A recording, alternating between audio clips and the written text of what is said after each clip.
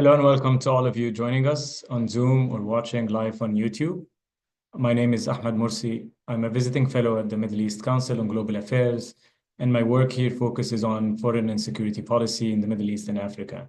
I'll be moderating this exciting session, although the topic might sound a little bit grim and difficult, but we look forward to the insights that our esteemed panelists are going to share with us. Before I share more about today's webinar and introduce the topic and my guests, I want to remind everyone that this session is recorded and there is simultaneous Arabic interpretation that you can find through Zoom if you look at the interpretation sign at the bottom of the Zoom platform. We are also welcoming your questions through the Q&A button, which you also can do through Zoom. And we already received some interesting questions ahead with the registration. Today, as I mentioned, our conversation will revolve around the impact of the genocide in Gaza and more broadly, the discussion around global order, what does it mean, and other questions of interest. For decades and over the past 16 months, in particular, the world has witnessed the onslaught of Israeli destruction and genocide in Gaza, which have had far-reaching consequences that did not stop there. We have seen some of these Israeli actions in Lebanon, the occupied Golan Heights, and it has been steadily mounting in the occupied West Bank, especially since the ceasefire in Gaza took place. These destructive measures and acts of genocide that are carried out with impunity have shaken, if not completely ruptured, the very foundations of international law and the so-called rules-based order. Our conversation today, which focuses on Palestine, also takes into account that the erosion of justice and lack of accountability has been a global issue, and it has been an ongoing critical topic that goes from Ukraine to Syria and from Sudan to Myanmar, among other places. This brings back to the forefront a lot of pressing issues and questions related to international responsibility, accountability, and justice. What does it mean, and how can we understand it in today's world? In a double standard mechanism that we can see day in and day out, if at all there is any justice and accountability for some of the affected groups and populations. Our conversation today is particularly important after the return also of Donald Trump to the White House and the already outrageous statements and decisions that he has taken so far, which is continuously stoking uncertainty and fear with regards to the role of the United States, but also, again, our understanding of what does the international community and its role means at times of genocide and atrocities. To help us make sense of all of this and to answer a lot of the questions that we have received and that we have three experienced and eloquent speakers who are joining us today to shed light on some of these issues and have a conversation among themselves and with all of you in attendance. First, we have Francesca Albanese, an international lawyer and the United Nations Special Rapporteur on the occupied Palestinian territories since May 2022. We have Mohammed Shahade, visiting fellow at the European Council on Foreign Relations, and my colleague Omar Rahman, who is a fellow at the Middle East Council on Global Affairs. We'll start with Francesca, and thank you very much for joining us today. We know you have been vocal about the ongoing atrocities and genocide that's taking place in Palestine. You've been threatened and banned from attending certain meetings and gatherings.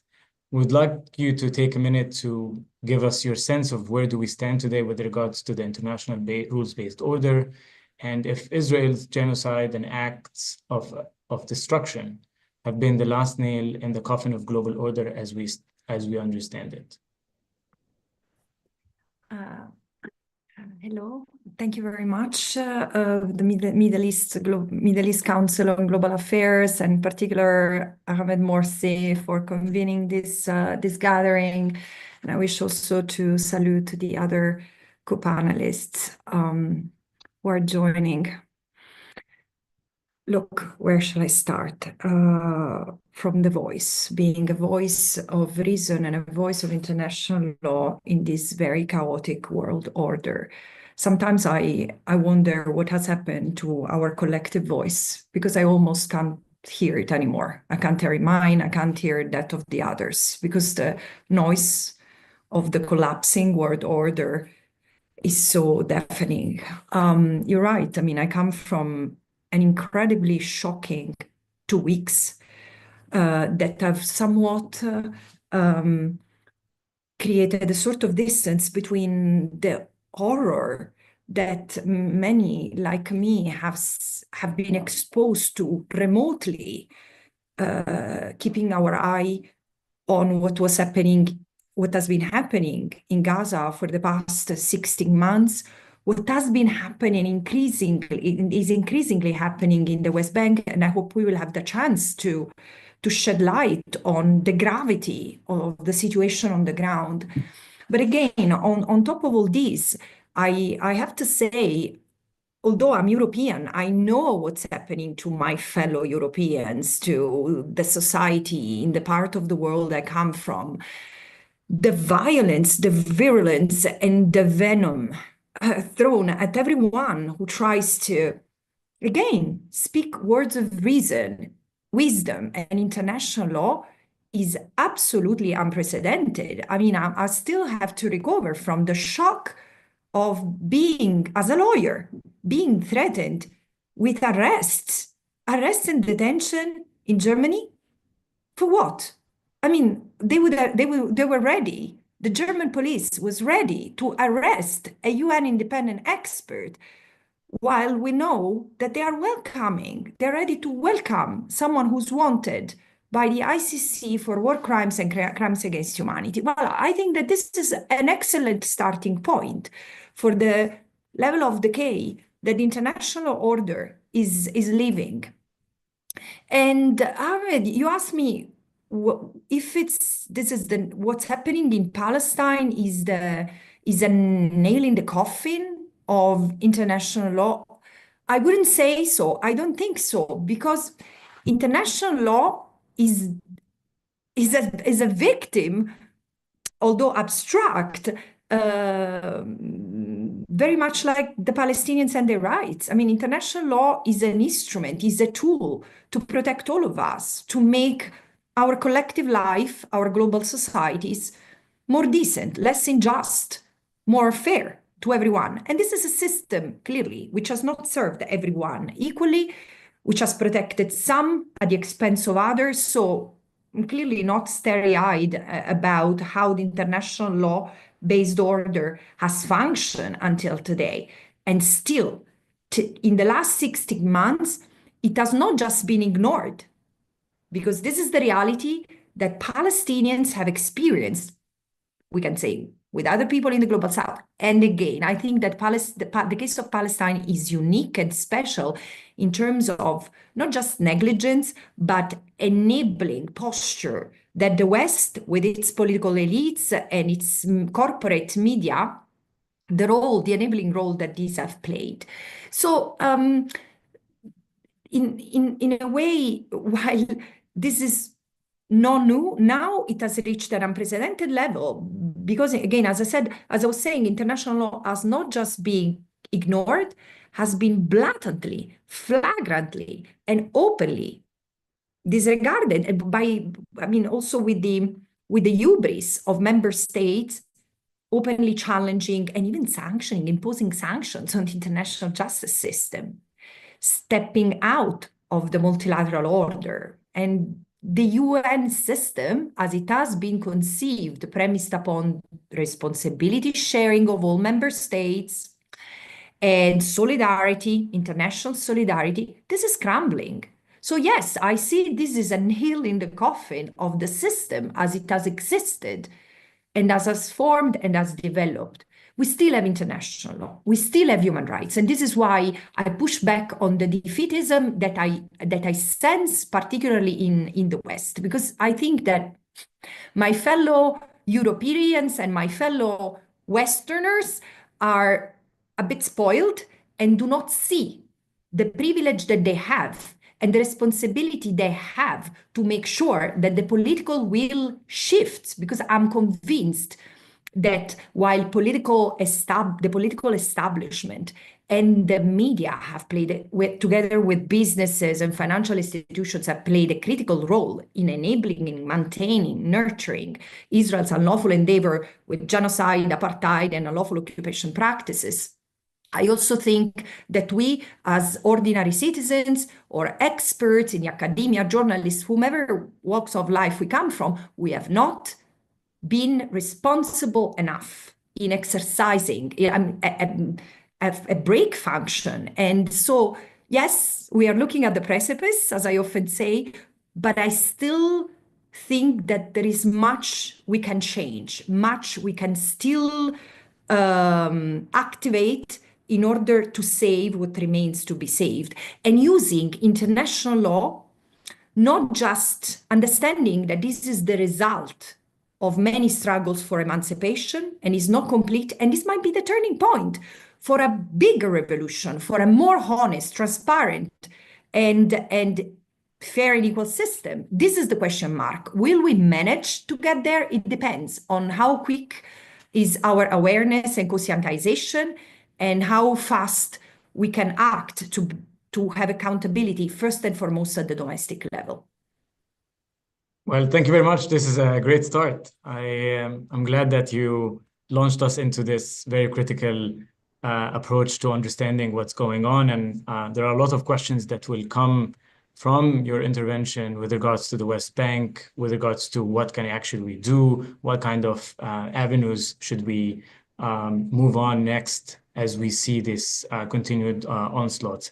Mohammed, I would like to turn to you next, and if you can give us a sense and overview based on your experience, your observations and analysis of what does the current situation means for the Palestinians, whether it's in Gaza or if you want to shed more light on the West Bank.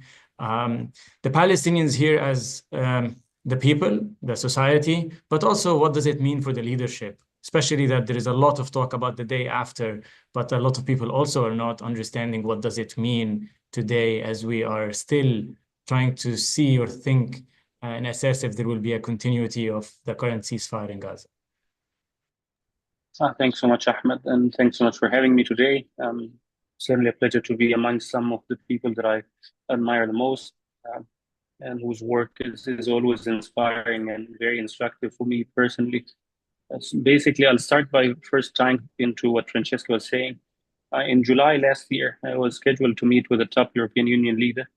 And in the run-up to the meeting, I kept preparing for about 3 weeks. I called everyone I could in Israel, in the West Bank, in Gaza, in Europe, in the Middle East, Arab mediators, former officials, etc. And I did as much as I could in order to basically leave a solid impression. I thought if I can convince that guy, things might move around a little bit. As soon as we enter the room, he starts by saying, "This is Chatham House rules," and right? And then we say yes. And he says, "So none of this will get out, right?" And then we say yes. And he says, "We are completely irrelevant. We are completely useless." And he goes on, he even distributed like satellite imagery of Gaza, neighborhood by neighborhood, and asked people around the table to look at it. Basically, nothing was left. I kept zooming in on neighborhoods, trying to find anything that I can recognize. Nothing, absolutely nothing. Like if you drop me in Gaza today, I wouldn't be able to find my school, my family's home, my relatives' homes, etc.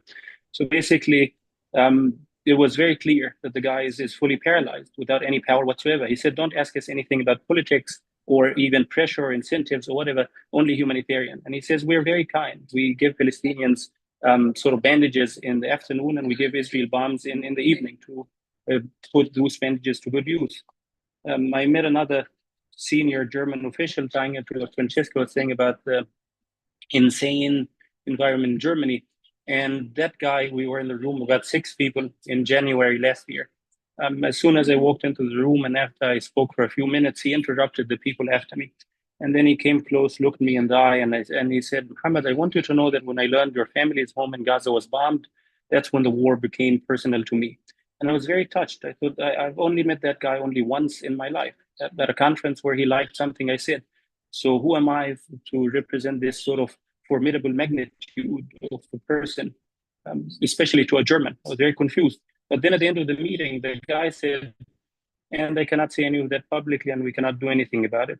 End of the story. So I was pretty convinced for a very long time that those sort of leaders are paralyzed and powerless. But I'm sort of more incrementally realizing that it's not only sort of failure to act or idleness, and it's not just complicity. There is active participation. What Francesca said about colleagues being fired from their jobs. I just met a European ambassador who was sent to an Arab country because he was holding sort of a senior position at a foreign ministry in Europe. He opened his mouth internally about Gaza, kicked him out to an Arab country to get rid of him. I can go with many superfluous examples about this extemporaneously off the top of my head. It's a very frightening atmosphere. There's this penalization. There's also the active lending hand to Israel's genocide, providing intelligence, sort of surveilling Gaza nonstop. Some of the countries that are most prominent in this, I think Italy, the UK, the United States, Germany, France, and others, very, very actively part of the war, not just bystanders or sort of aiding and abetting, but part of it, an integral part of it. And I was sort of like devastated by a remark that I got from a European official a couple of days ago when she told me that basically, look, those European governments, they think that they paid too much for the Palestinians, nothing good is coming out of it. So basically, a lot of them are okay with this going on to finish the Palestinian question.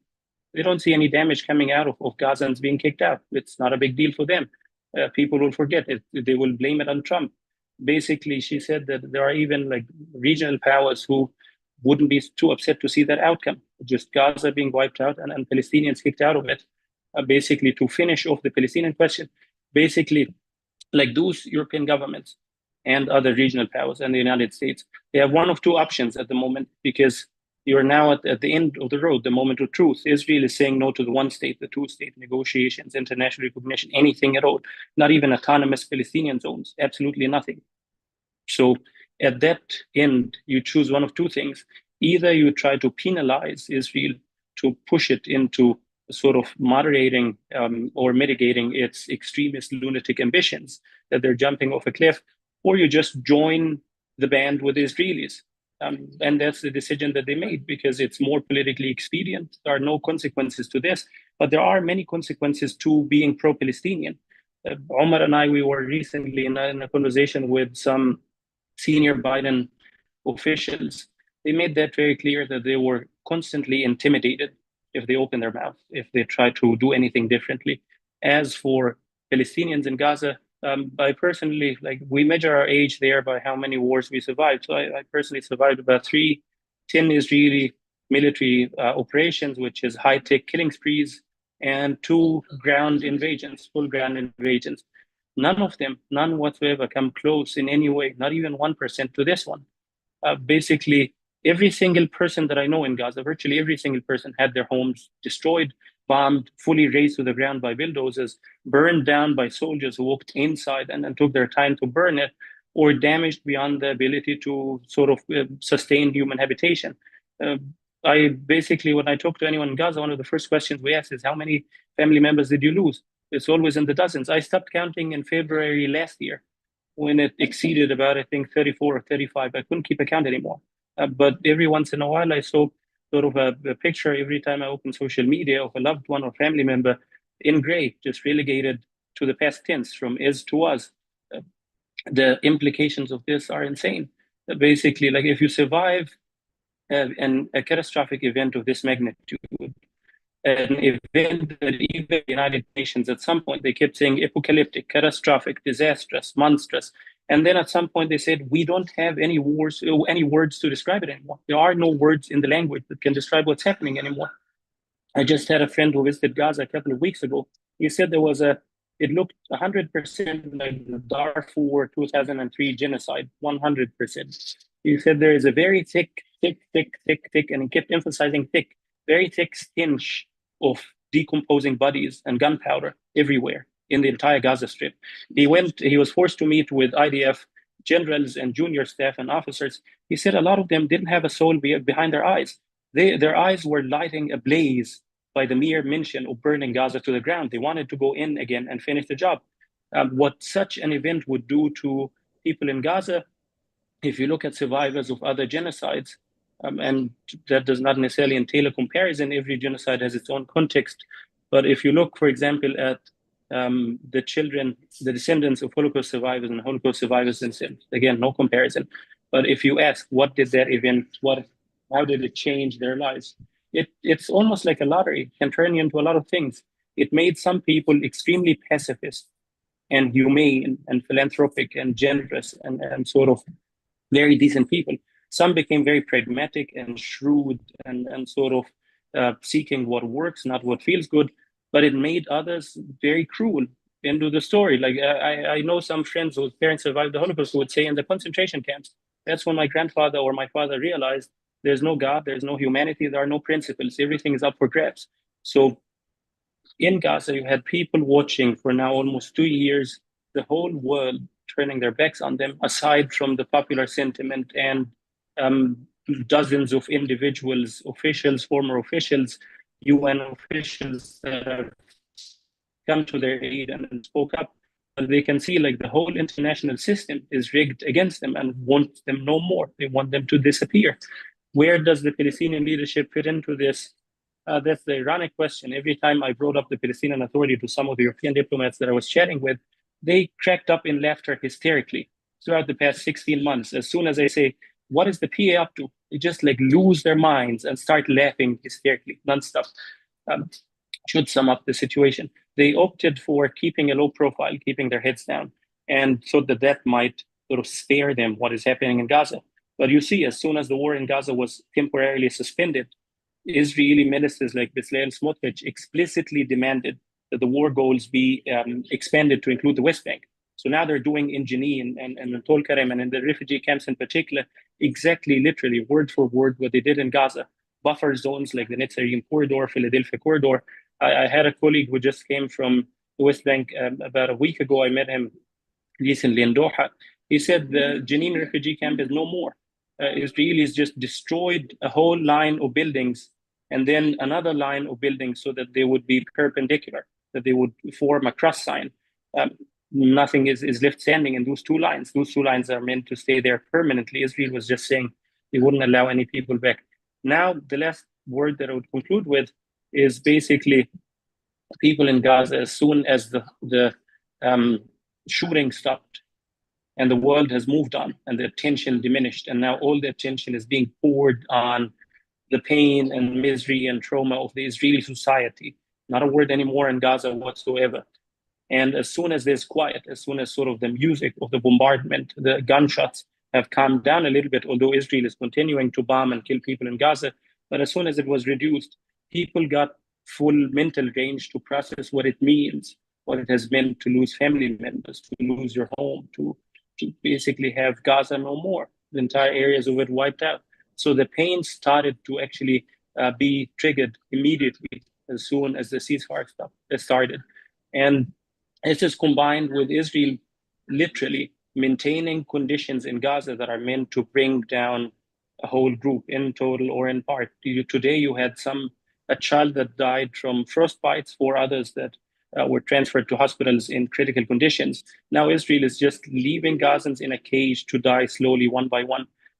I get phone calls nonstop from friends and family begging to find them just a roof on top of their heads, even if it's a demolished one. I have friends who are staying in homes that are bombed, and I beg them, please don't. You have kids. That building can collapse on your head at any minute. But they prefer that to sleeping in the open and freezing to death. Thank you, Mohammed. I know this is it was very difficult to not like, yeah, I mean it's very difficult to listen to, and I can't imagine what this means. And before I go to Omar, I think the point on the West Bank particularly, I think it's important to hear from Francesca your observations, your thoughts. We have seen this escalation continuing in the past weeks, particularly, and it doesn't seem that it's going to stop anytime soon. And I'd like to give you a chance to also share with us your observations on this and any other points before we move to the next portion of the conversation on the United States and more broadly other issues. Thank you, Ahmed, and I will try not to take too much time so that we can also hear from Omar and Suzanne. But there is one point that for me is critical, is that there is a willful ignorance of around what genocide is. Because I keep on insisting, this is, Ras Segal was right when he said in October 2023, this is a textbook. After the first week of a genocidal assault in Gaza, I said, this is a textbook case of genocide. And the reason why he was absolutely correct is because the context is that of a continuous attempt from Israel to erase Palestinian presence from the little that remain of historical Palestine. This is unmissable, and they are saying that over and over. They have said it in Gaza, and it's not just political leaders, it's also the media, it's part of the society. Look at the polls. I mean, everyone is cheering the possibility, the prospect of an ethnic cleansing. So I say we cannot miss this genocidal intent, the physical destruction in the intent behind these criminal acts. We need to look at all the acts together against all the acts committed by Israel, against the Palestinians as a whole. We cannot look for genocidal intent with the magnifier, like we need to prove intent behind each and act, because look at the policies that have been enforced upon the Palestinians. The full destruction of whatever was built, the underground. Gaza has been completely ungrounded and made unlivable, as forensic architecture has also revealed through its seminal work, Cartography of a Genocide, which maps through forensic architecture the calculated destruction of Gaza. And the thing is that we need to look at the intent to destroy all Palestinians and Palestinian life, present, future, and past, the memories, the archives, whatever was again memory of and trace of Palestinian life and presence in the occupied Palestinian territory, not only in Gaza, but I was already warning the international community that the genocidal acts and practices were leaking out in the occupied in the rest of the occupied Palestinian territory. Already in October, we could identify three distinguishable patterns of violence in terms of killing, arbitrary extrajudicial killings of adults and children alike, without any distinction. Even if we admitted, and this is not the case, that the unlawful occupation had the right to enforce self-defense in the occupied West Bank, which is not the case. But even if we have seen a shoot-to-kill policy against the Palestinians, an intensifying shoot-to-kill policy, and also the destruction of vital infrastructure, especially hospitals and other civilian infrastructure since October 2023, but also the creation of conditions of life calculated to bring about, general conditions of life calculated to bring about destruction, and the arbitrary arrest and detention of Palestinians in the occupied West Bank. So this is the first point. And international community, the second point, seems not to want to register this. If I can just ask you, sorry, I'm sorry to cut you off, but if I can ask you to just wait on the second part on this international community, please. Because I think I want to ask Omar to give us also the view from the United States. If I can make just one comment, because this is what I wanted to say before, and then I got carried away by the physical destruction. However, there is one thing that is very important. It's why this assault doesn't stop, and people don't want to, let alone do not want to call it genocide. I see in the West, and Omar can confirm if this is also something that he perceives in the US, but there is this tendency to say, oh, the Palestinians do represent an existential threat for Israel. And look, after all this, what will they do? So there is an assumption that there will be revenge from the Palestinians. There is an assumption that the same revenge spirit that Western states have carried out, for example, after October 7 or after 9/11, this will be replicated by the Palestinians. And this is one of the biggest misconceptions I think exist on the Palestinian people and people in the Arab region in general. Thank you, Francesca. Omar, I mean, the question from Francesca to you, but also I would like you to give us a sense of where are we standing today after the election of Trump? We have seen and heard a lot of outrageous statements. Are we seeing a complete exit of the United States from this global leadership, a rules-based order, or this has already started with the lack of action from the Biden administration? If you can give us your analysis and input from that regard, that would be great. Thank you, Ahmed, and thank you to my esteemed co-panelists. Just listening to them so many times, I want to jump in and participate in a conversation to what they said because I agree or have something to add or to echo. Both Francesca and Mohammed, because I was as Mohammed alluded to, in many of those conversations in Brussels or in Washington and elsewhere, even with Mohammed in the room, and heard precisely what he said. Maybe high-ranking European leaders throw up their hands and said, well, there's really nothing we can do here. But when it comes to, let's say 2 issues that they said, just before I tackle your question.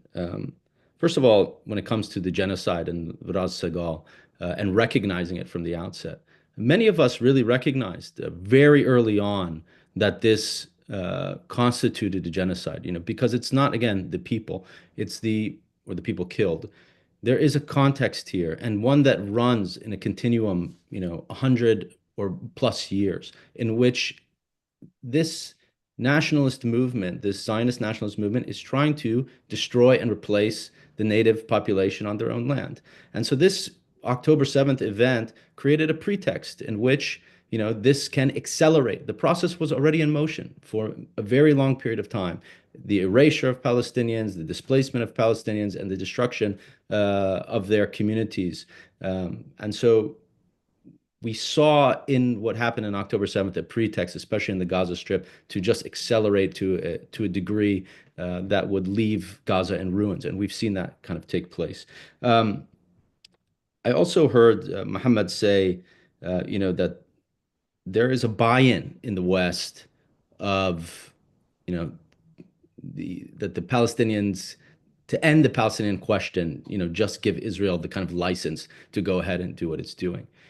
And you very much do see that. That's why in past years, in the run-up to this, you would hear Israelis constructing a narrative that this issue cannot be resolved, okay? That it's impossible to resolve this issue. If you believe that, because you can't negotiate, you can't come to terms on dividing this land or on equal rights within one state, then I think it starts to seep in when something like this happens, and it's like, oh, look at these monsters in Hamas, they're irredeemable, they're just evil, they present this grave threat to the Israelis. Yes, maybe the only way out of that, and I think Israeli society believes that to a large extent, the only way out of this paradox in which you cannot resolve politically this question is to simply remove and destroy the Palestinians as a community in their midst. And so I think that's part of what's happening here. And I think you actually have a buy-in. You had some of that in the Biden administration. I think you have that in Europe to some extent, a buy-in of that. And that's, I think explains to some degree what we're seeing in terms of the Europeans and the US supporting something that we could never have imagined them supporting. And that's leading to this kind of crumbling of an international order and an international rules-based system that was already very precarious. All right, so then when it comes to Trump, again, I think Trump's kind of, the torrent of stuff we've seen over the past 35 days it's difficult to assess. I think it's premature to assess the implications of it, to be honest, at this point. Just a little anecdote, something we saw yesterday in the UN, which is unrelated kind of to Palestine, but you had, for maybe the first time in history, the United States and the Europeans facing off against each other on 2 separate resolutions on Ukraine, okay? And who was backing the United States resolution? Russia, China, North Korea, Cuba. It was surreal to see this kind of thing facing off against the Europeans, right? And, it's just, so the implications of what Trump's doing, the consequences in terms of geopolitical alignments it's kind of reshaping that system and the politics around it. And we don't know where all of this is going to land. But certainly Trump has come in as a major disrupting force, both within the United States in terms of the assault on the administrative state and the kind of political system within the United States, which has implications for abroad. Obviously, you see that in the freezing of aid and U.S. aid cuts and all that kind of stuff. But then obviously, the whole world is, he makes comments like he did on Gaza. He's, making comments like he did on Greenland and Canada and Mexico and the tariffs and all this kind of stuff. And so the whole world is kind of bracing, especially U.S. allies, and trying to figure out how to respond to this. And, if the U.S., which has kind of underpinned this international order through its power for a very long time, even if it violated those things, whenever it was inconvenient for the United States to violate the international rules-based system, which it did on a fairly frequent basis, the world was willing to abide by that because the U.S. was the supreme power to some extent. I think in recent years, we've seen a growing dissatisfaction with that coincides with a growing emerging multipolarity. And then you have Biden come in there and do what he's done on Ukraine and Gaza together.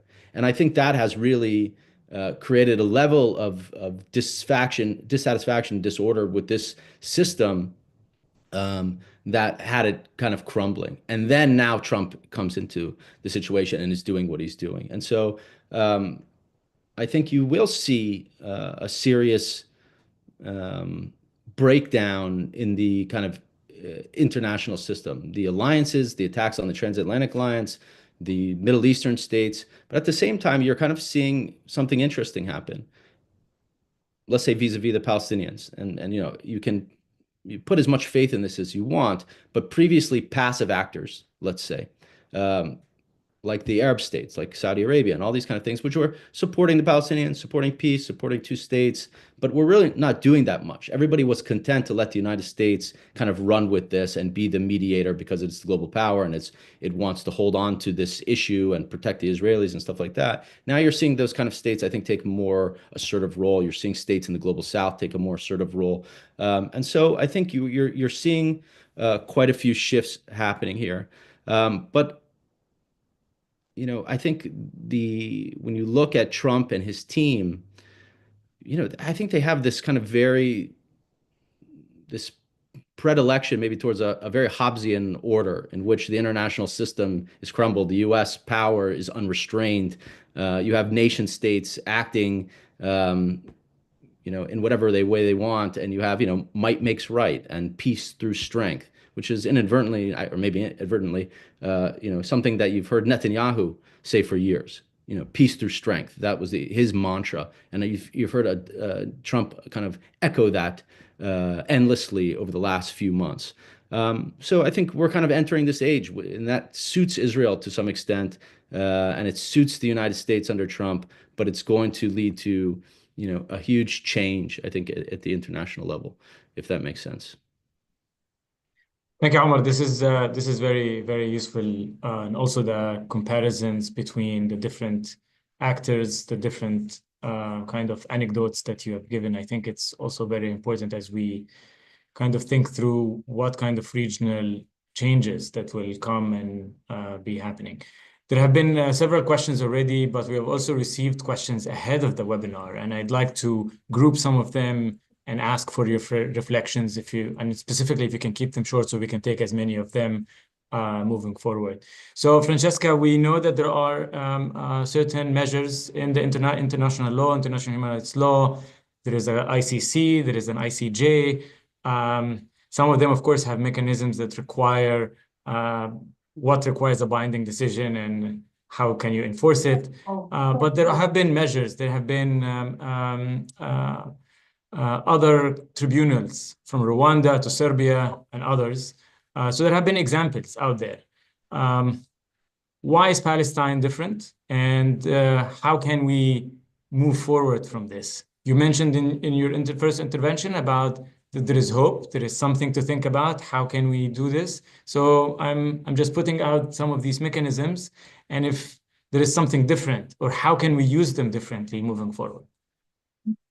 Look, again, for those who are listening to us, because ultimately the reason why I've been speaking relentlessly for these 16 months and more, with greater conscience and sense of purpose, is that we need to give a sense to the word hope. Hope is not an emotion here. The hope I'm referring to is not faith in a transcendental or providential intervention. This is us. We still have hope if we still have margin of maneuver, if we still have the privilege of contesting, protesting, engaging in civil disobedience. And we need to think out of the box, out of the silos, because I do see that there is something brewing. There is a global movement that is trying to converge from various parts, like the global justice movement and the environmental justice one, and indigenous people who are still striving for true nation-to-nation recognition. And still, we are still in our silos, especially in the part of the world I come from, until we have the opportunity to use our freedom of expression and freedom of assembly, which, by the way, it's being sharply and quickly eroded. We need to use it. It comes at sacrifice. Huh? I mean, we cannot expect to change the range world order by, just pushing a like on, on a YouTube video. This is what I'm trying to say.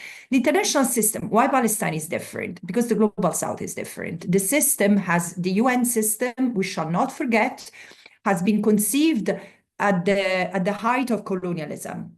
And so in the beginning, was the reflex of 51 member states.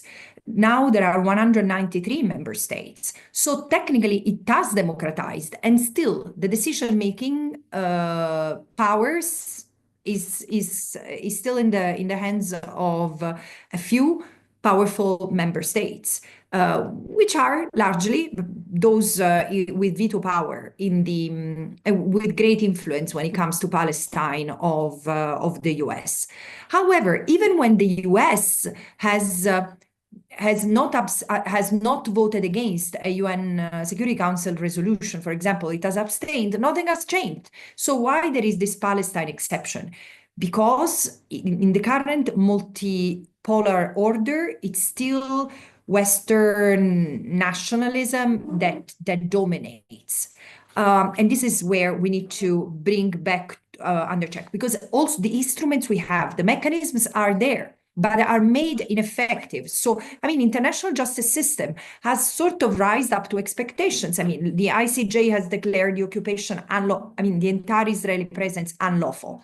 Do you see reactions to this? But even among civil society, I've been going around for 9 months since the passing, or 6 months since the passing of the advisory opinion, and even civil society has not really grasped the relevance of this advisory opinion, which needs to be followed up at the domestic level. So politicians and businesses, financial institutions, pension funds, everyone needs to be held accountable. And there is accountability that goes through court, but also accountability in terms of public opinion. A country like Norway, for example, which is so overtly in line with the Palestinians' rights or in solidarity with the Palestinians' rights. Yes, but then it has the largest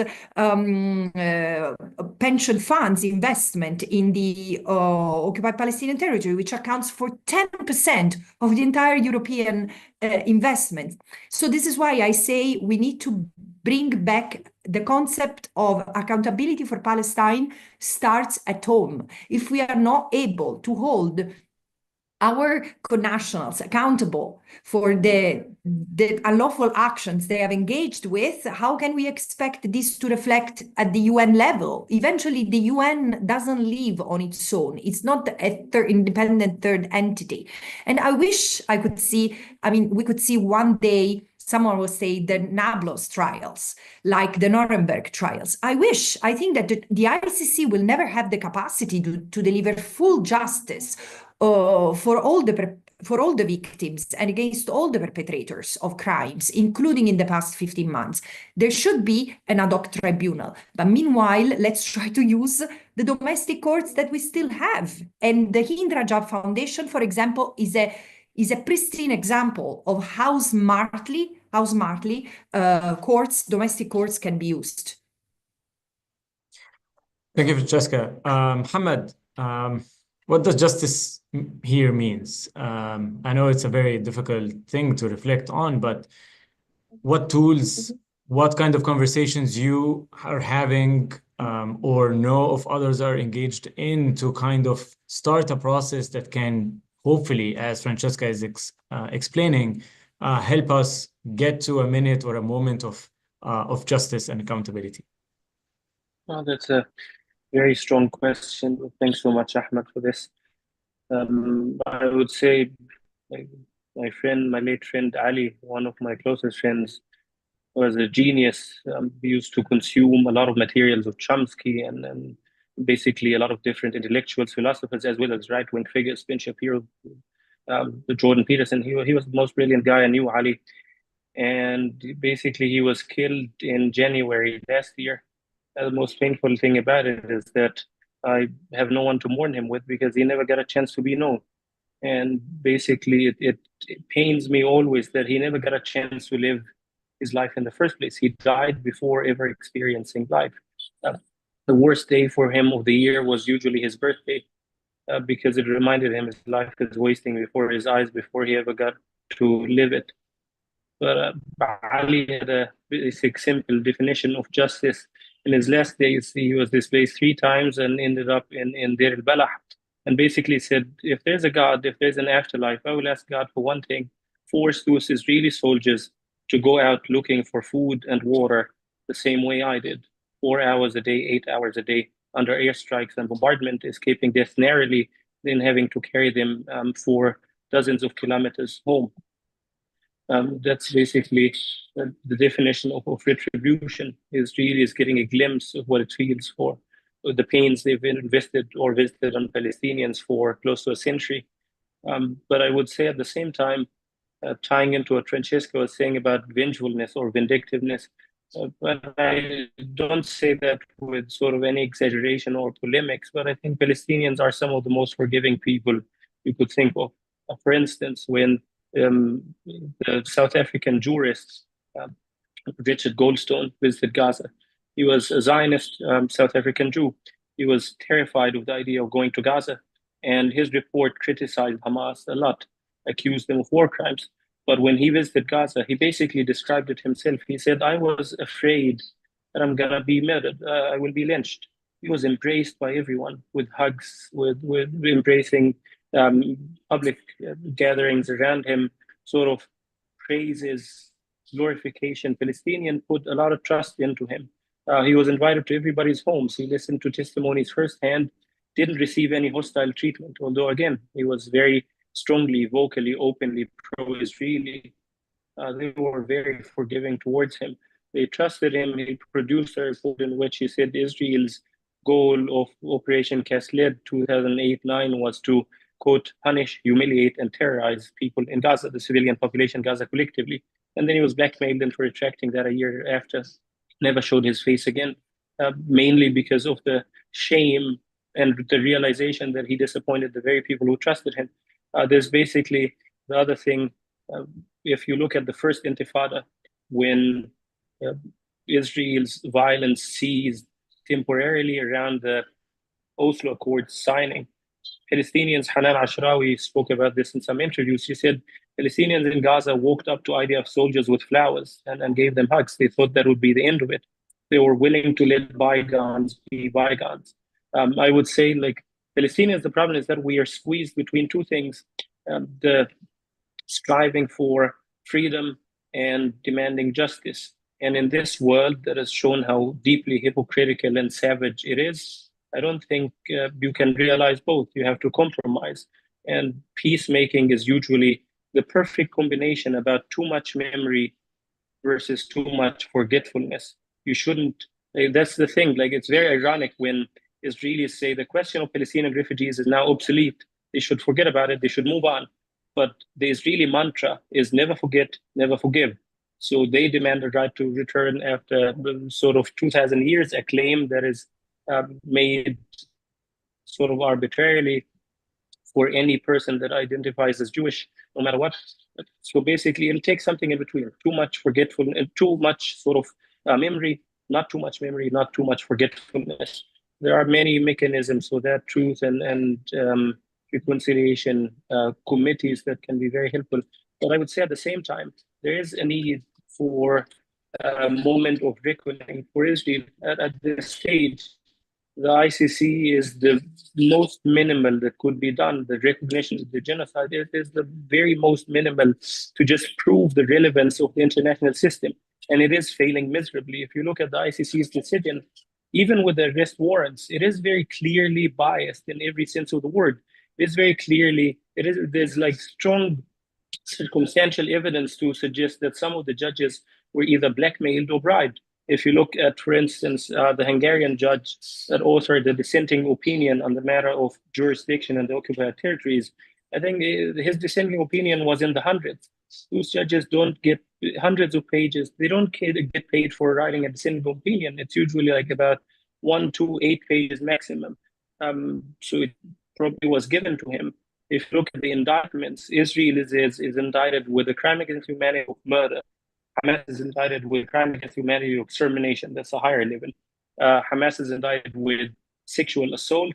No mention of that on Israel whatsoever, although we have visible documentation about Palestinian hostages being raped to death, like Dr. Adnan al-Bursh and many others. We have photographic evidence from the soldiers themselves. We have them bragging on record about it. Nothing about this whatsoever. So, like, Palestinians have very moderate ambitions about justice in the first place. So they choose constantly peace instead, because that's sort of the easy. Thank you, Mohammed, for this view. Omar, I mean, similarly, but more broadly with regards to the US, the international and the influence that might have on any of these mechanisms that we know of. And we know that the US have used them before or lobbied to be used in other cases. So I would like your kind of reflection, especially as we have heard that there is a multipolar world, multi-aligned world. There are a lot of changes that we're seeing. What does this mean also for Palestine and the future of the war and the Palestinians in general?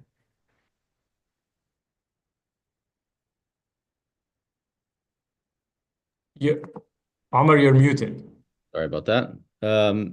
Maybe I can address the issue of accountability a little bit in terms of how we move forward, because accountability to me is the only path forward.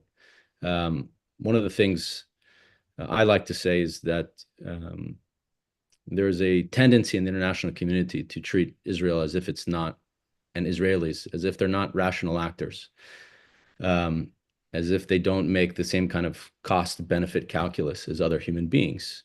At the moment, and for a very long time, Israel has paid no cost to its behavior. And so you've seen a steady drift rightward and a steady drift in the direction of, entrenching an apartheid system, controlling the Palestinians in this particularly oppressive way, with no, with an increasing disinterest and lack of desire to ever roll back this. They feel like they can live in this kind of situation permanently, to the point, this impunity has gotten to the point that Israel believes that it can implement a genocide in broad daylight that's live streamed to the whole world, and that the cost of that is less than the cost of moving towards a peaceful political resolution with the Palestinians. That must change. The only way that changes is by the world, and different parties pushing on the point of accountability, whether it's pushing in our domestic courts, as Francesca alluded to, and international courts and the international system, and rallying around the mechanisms that exist and the rulings that have been put in place. So the ICJ ruling on the illegality of occupation, that ruling had within it an instruction for the international community to produce modalities around accountability and that would force Israel to pay a cost for continuing its occupation, its illegal occupation of Palestinian lands. So that's kind of the work I think that needs to be done, is creating and these kind of, not creating the mechanisms, but implementing mechanisms of accountability that create the type of cost and adjust the cost-benefit calculus that Israelis face and that the Israeli politicians face, so that, when Israelis can no longer travel abroad, when Israelis can no longer study abroad, when they can no longer do this and do that, and their economy is starting to suffer, then maybe they'll think this is not so good of a situation that we're living in. Maybe we have to adjust. There needs to be at the same time, something on the table that is appealing enough that they move in a positive direction, as opposed to retrenching and using more coercive violence against the Palestinians. But I think, again, you have to change that calculus within the Israeli political system, the Israeli psyche. As it exists now, no Israeli could take any step towards a political resolution of this situation with the Palestinians. Any government that would try to do so would collapse. Let's say Netanyahu fell tomorrow and was replaced by whoever, a leftist within Israel. That's not going to happen, or a center left, or something like that. The political structures within Israel today, the country has moved so far to the right, and the political system is composed of rightward parties, that no leader could take any step to pull back from the occupation, to dismantle the settlements without collapsing their own government. And we forget that